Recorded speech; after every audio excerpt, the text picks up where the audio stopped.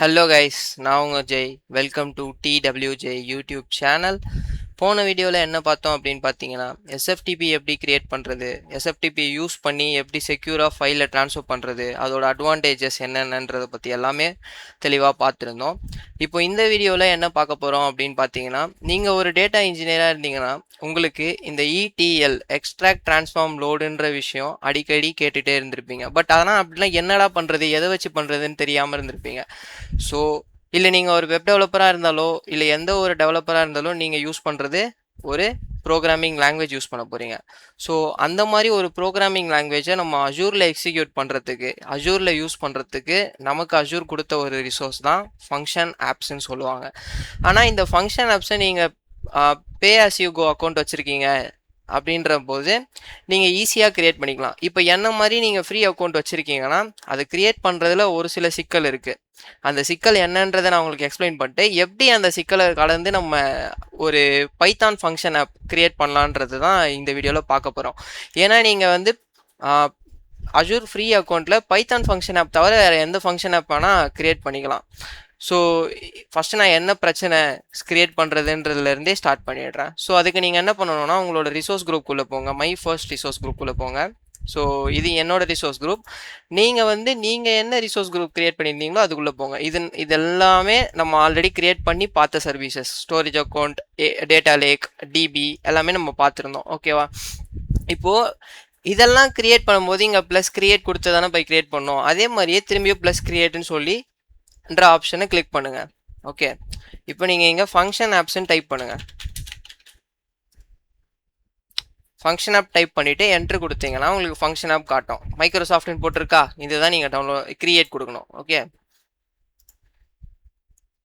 இப்போது இங்கே ஹோஸ்டிங் பிளான்ஸ்ன்னு இருக்குது.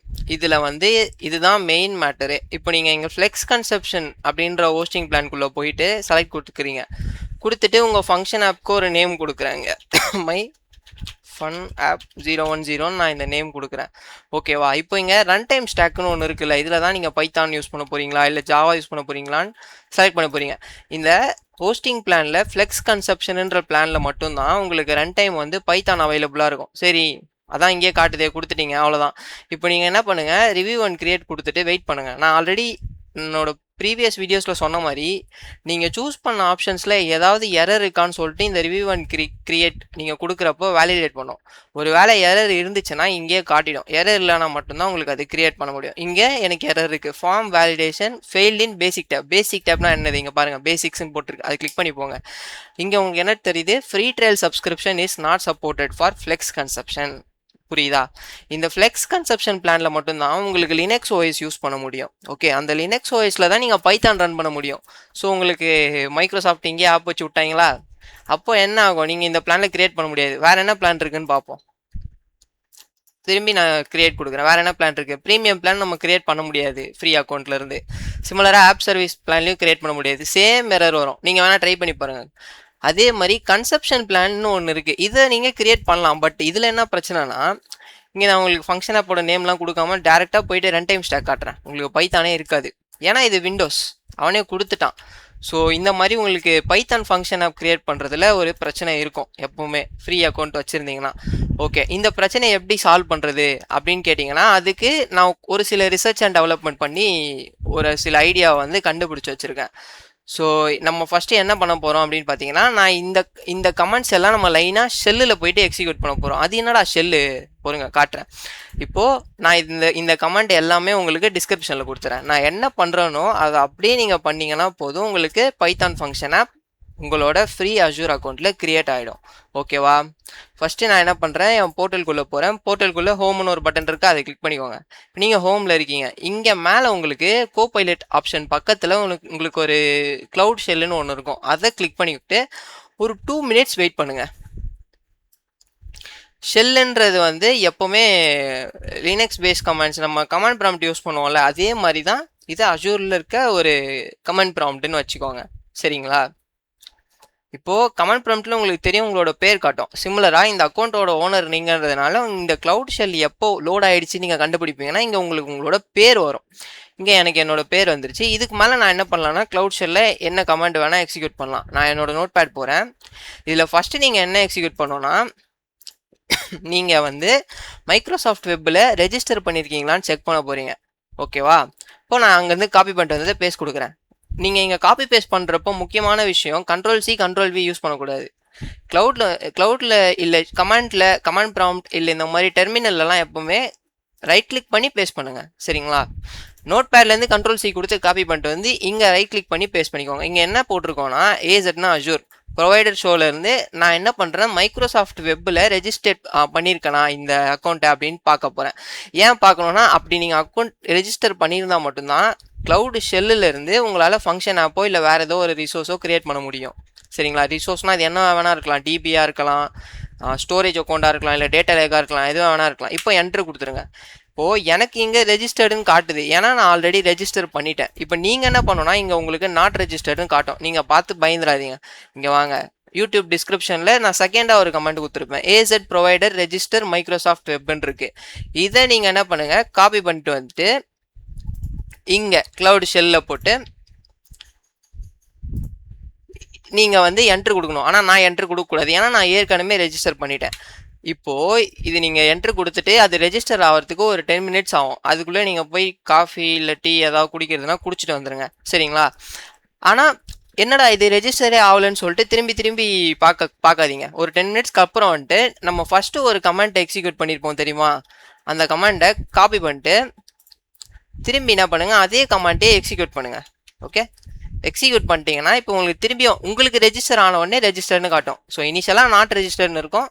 செகண்ட் கமெண்ட்டை கொடுத்து, அதாவது இந்த செகண்ட் கமெண்ட்டை கொடுத்து ரெஜிஸ்டர் பண்ணக்கப்புறம் திரும்பி இந்த ஃபர்ஸ்ட் கமெண்ட்டே ரன் பண்ணிங்கன்னா உங்களுக்கு ரெஜிஸ்டர் ஆயிருக்கா இல்லையான்னு சொல்லிட்டு தெரிஞ்சிடும். இந்த ஒரு பார்ட்டை பண்ணிடுங்க. இதை பண்ணி முடிச்ச உடனே செகண்ட் பார்ட் என்னன்னா, நான் டிஸ்கிரிப்ஷனில் கொடுத்துருக்கேன், இதை அப்படியே ரன் பண்ணணும்னு கூட கிடையாது. ஏன்னு பார்த்தீங்கன்னா, நீங்கள் ரிசோர்ஸ் குரூப் வேறு பேரில் கிரியேட் பண்ணியிருப்பீங்க. ஃபார் எக்ஸாம்பிளுக்கு இங்கே இந்த கமெண்ட்ல நீங்கள் என்ன பண்ணணும்னா, இதை மட்டும் தான் நம்ம காப்பி பண்ணிட்டு போயிட்டு அங்கே போட போகிறோம். அதுக்கு முன்னாடி நீங்கள் செக் பண்ண வேண்டிய விஷயம் என்னன்னா, ரிசோர்ஸ் குரூப்ஸ்னு இருக்குது. இங்கே இது என்ன பண்ண போகிறோம்னா, அஜூரில் ஒரு ஃபங்க்ஷன் ஆப் கிரியேட் பண்ண போகிறோம். சரிங்களா? ரிசோர்ஸ் குரூப் வந்து நீங்கள் என்ன ரிசோர்ஸ் குரூப் பேர் வச்சுருக்கீங்க இங்கே பாருங்கள்.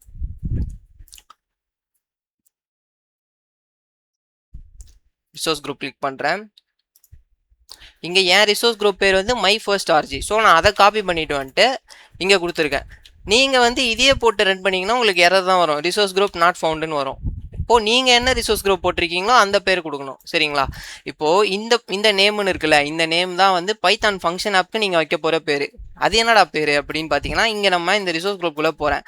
நம்ம வந்து டிபி கிரியேட் பண்ணியிருப்போம், ஸ்டோரேஜ் அக்கௌண்ட் கிரியேட் பண்ணியிருப்போம், அதுக்கெலாம் நம்ம ஒரு பேர் வச்சோம்ல, அந்த மாதிரி ஃபங்க்ஷன் ஆப் இங்கே ஒரு ரிசோர்ஸ் கிரியேட் பண்ண போகிறோம். அதுக்கு என்ன பேர் டிஸ்பிளே பண்ணணுன்றது தான் இங்கே இருக்குது. சரிங்களா? அடுத்து பிளான் பார்த்தீங்கன்னா, கன்செப்ஷன் ஒரு பிளான் இருக்கும். இது போர்ட்டலில் ஷோவாக இருந்துச்சுன்னா நம்ம ஜஸ்ட் பட்டனை கிளிக் பண்ணியே கிரியேட் பண்ணிக்கலாம். அது அங்கே அவன் மைக்ரோசாஃப்ட் ஹைட் பண்ணி வச்சிருக்கான். ஸோ நம்ம என்ன பண்ண போகிறோம், ஷெல்லு மூலிமா கிரியேட் பண்ண போகிறோம். சரிங்களா? எந்த லொக்கேஷனில் கிரியேட் பண்ண போகிறோம்னா சென்ட்ரல் யூஎஸ். ஓகே, நீங்கள் ஃபங்க்ஷன் ஆப் கிரியேட் பண்ணணும்னா உங்களுக்கு அந்த ஃபங்க்ஷன் ஆப் ஒரு ஸ்டோரேஜ் அக்கௌண்ட்டோட லிங்க் ஆகிருக்கணும். ஸோ நம்ம எப்படி பிளாப் ஸ்டோரேஜ் கிரியேட் பண்ணுறதுன்ட்டு சொல்லி ஒரு வீடியோ போட்டிருப்போம். அந்த வீடியோ பார்த்து ஒரு பிளாப் ஸ்டோரேஜை கிரியேட் பண்ணிவிட்டு இந்த வீடியோக்கு வாங்க. ஓகேவா? Flap storage my flap storage 010 நான் நேம் கொடுத்துருக்கேன். கரெக்டாக இருக்கா? இங்கே பாருங்கள், மை பிளாப் ஸ்டோரேஜ் 010 சொல்லிட்டு நான் நேம் கொடுத்துருக்கேன். ஸோ இந்த பிளாப் ஸ்டோரேஜில் தான் நான் என்ன பண்ண போகிறேன், நேமாக கொடுக்க போகிறேன் அங்கே கிரியேட் பண்ணுறப்போ.